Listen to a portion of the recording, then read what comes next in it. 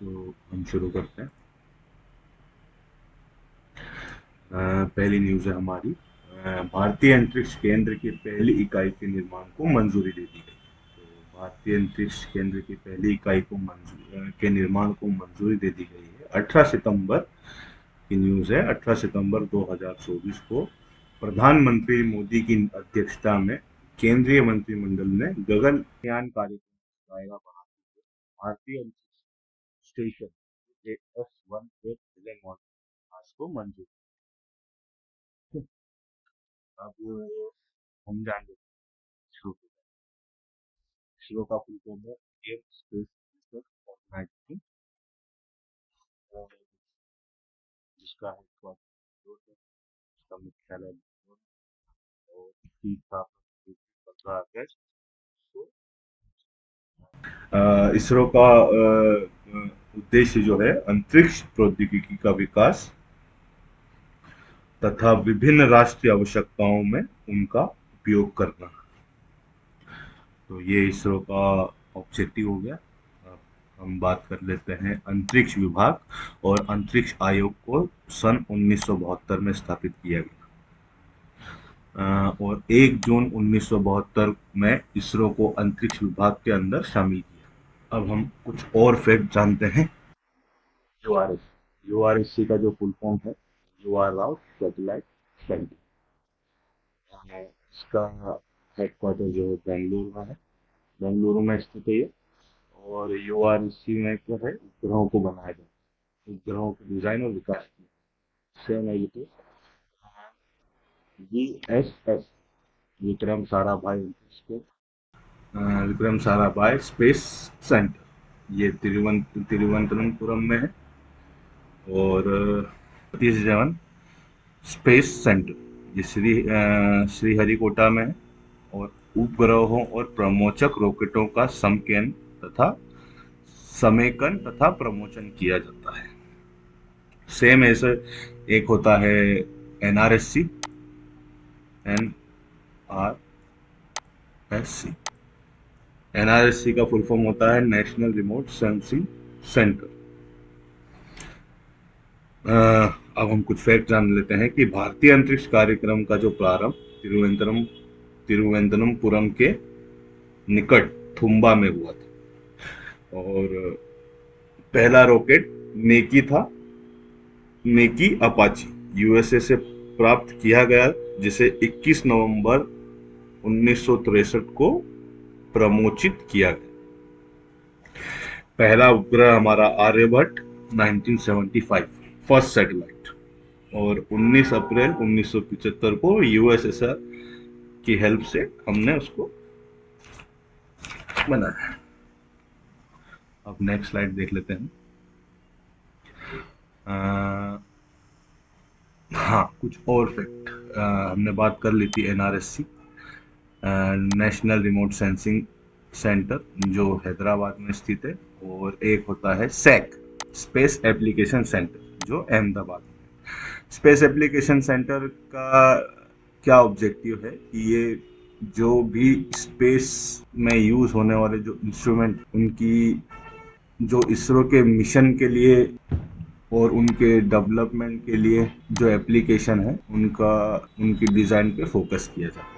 अब आता है सेकेंड न्यूज, प्रधानमंत्री मत्स्य संपदा योजना। 12 सितंबर 2024 को केंद्रीय मत्स्य पालन, पशुपालन एवं डेयरी मंत्री राजीव रंजन सिंह ने भुवनेश्वर स्थित भारतीय कृषि अनुसंधान परिषद केंद्रीय मीठा जल जीव पालन अनुसंधान संस्थान सीफा में रंगीन मछली मोबाइल ऐप का शुभारंभ किया। रंगीन मछली ऐप जो 8 भारतीय भाषाओं में लोकप्रिय सजावटी मछली प्रजातियों पर बहुभाषी जानकारी प्रदान करता है। इस प्रकार यह व्यापक दर्शकों के लिए सुलभ है। बेसिकली ये ऐप क्या करेगा, जो रिटेलर है और जो कस्टमर है, उनके बीच में एक रिलेशनशिप बिल्ड करने के लिए एक्वेरियम शॉप्स एक टूल है इसमें, जो कि दोनों के उत्पादक, मतलब जो संबंधित जो उत्पाद है उनके उनको जोड़ने के लिए है। मतलब एक तरीके से हम बोलेंगे कि अ, इसमें एक फाइंड एक्वेरियम शॉप्स नामक टूल है जो उपयोगकर्ताओं और दुकान मालिकों द्वारा अद्यतन की गई गतिशील निर्देशिका के माध्यम से आसपास की एक्वेरियम दुकानों का पता लगाने और स्थानीय व्यवसायों को बढ़ावा देने, एक्वेरियम संबंधित उत्पादों हेतु विश्वसनीय स्रोतों से जोड़ने की अनुमति देता है। मच्छी नहीं हो गया। अब एक नेक्स्ट न्यूज है। केंद्रीय मंत्री डॉक्टर मनसुख मांडविया ने समावेशन सम्मेलन के दूसरे संस्करण का उद्घाटन किया है। समावेशन सम्मेलन के दूसरे संस्करण का उद्घाटन किया है डॉक्टर मनसुख मांडविया जी। और ये न्यूज क्या है? केंद्रीय युवा कार्य एवं खेल तथा श्रम एवं रोजगार मंत्री डॉक्टर मनसुख मांडविया जी ने नई दिल्ली में हुआ है दूसरा संस्करण, नई दिल्ली में राष्ट्रीय डोपिंग रोधी एजेंसी नाडा द्वारा आयोजित समावेशन सम्मेलन का उद्घाटन किया। इस अवसर पर केंद्रीय युवा कार्य एवं खेल राज्य मंत्री सुश्री रक्षा निखिल खड़से भी उपस्थित। तो केंद्रीय युवा कार्य एवं खेल राज्य मंत्री सुश्री निखिल खड़से भी उपस्थित थी। कॉन्क्लेव का उद्देश्य क्या है? ये जो सम्मेलन हुआ था इसका उद्देश्य क्या है कि डोपिंग विरोधी प्रयासों में विविधता, पहुंच और एथलीटों के अधिकार की सुरक्षा पर ध्यान केंद्रित करते हुए अधिक समावेशी परिदृश्य बनाना। अब जो नाडा है, तो नाडा का फुल फॉर्म देख लेते हैं हम। नेशनल एंटी डोपिंग एजेंसी क्या करती है? ये पहले स्थापित हुई है 2009 में। युवा मामले और खेल मंत्रालय के तहत 2009 में स्थापित भारत की राष्ट्रीय डोपिंग रोधी एजेंसी नाडा एक स्वतंत्र इकाई के रूप में कार्य करती है। सेम ऐसे ही एक वाडा है जो इंटरनेशनल लेवल पे वर्ल्ड एंटी डोपिंग एजेंसी जो कि स्टेब्लिश हुई थी 1999 में। इसका हेडक्वार्टर मॉन्ट्रियल कनाडा। अब हम देख लेते हैं नेक्स्ट स्लाइड। हाँ, हमारे राष्ट्रपति श्रीमती द्रौपदी मुर्मू जी ने उज्जैन में सफाई मित्र सम्मेलन में भाग लिया। न्यूज क्या है ये? राष्ट्रपति श्रीमती द्रौपदी मुर्मू जी ने 19 सितंबर 2024 ये डेट इम्पोर्टेंट को मध्य प्रदेश के उज्जैन में आयोजित सफाई मित्र सम्मेलन में भाग लिया।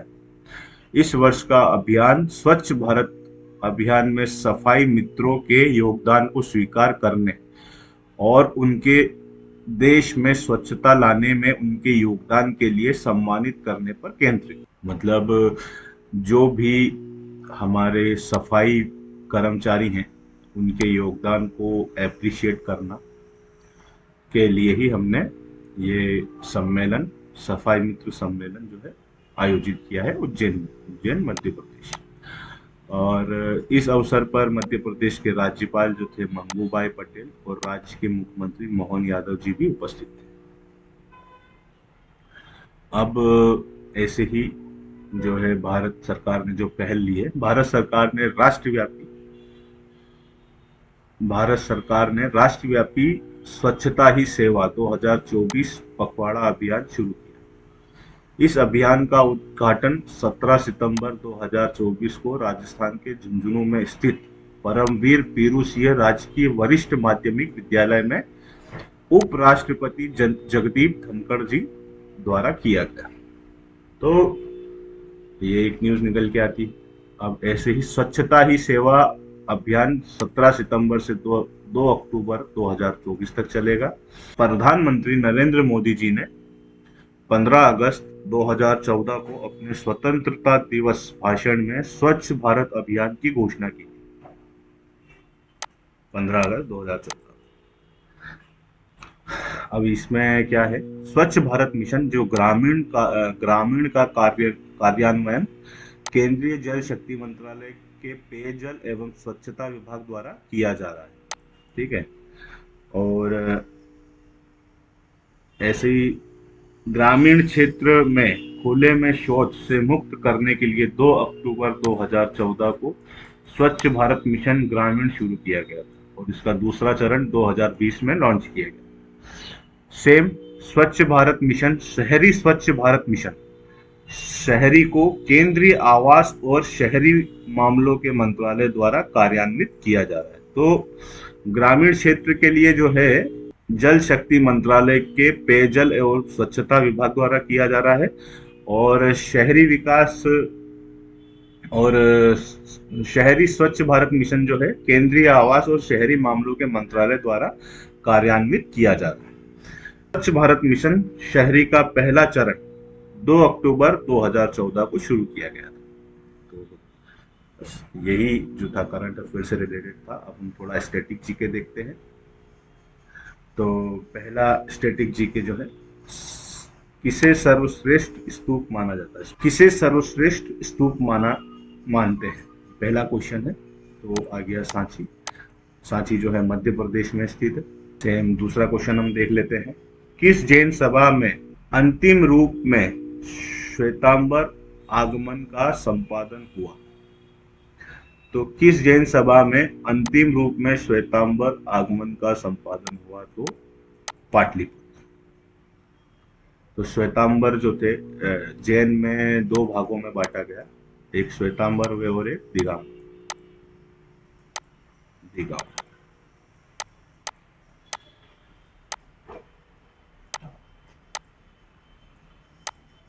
दिगंबर भाग में विभाजित हुआ जैन धर्म, वो पाटलिपुत्र में हुआ था। ऋषभ देव जी जो थे वो पहले तीर्थंकर थे जैन धर्म के।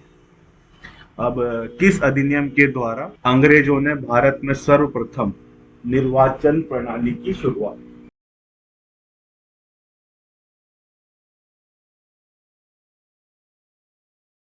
तो निर्वाचन प्रणाली की शुरुआत जो हुई वो भारतीय परिषद अधिनियम 1892 था।